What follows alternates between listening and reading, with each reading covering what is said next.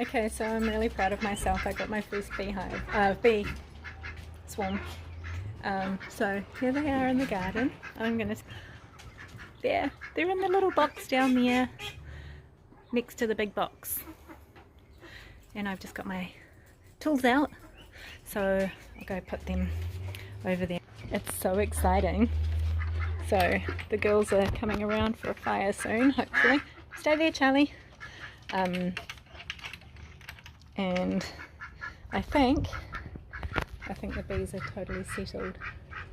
There are just a few of them, so I'll show you. Here they are. Listen to them.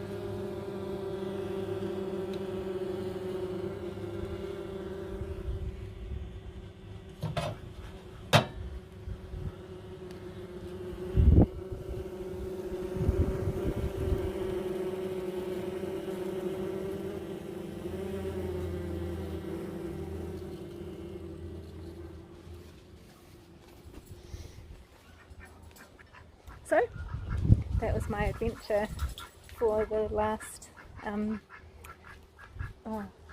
so today and yesterday evenings. So fun.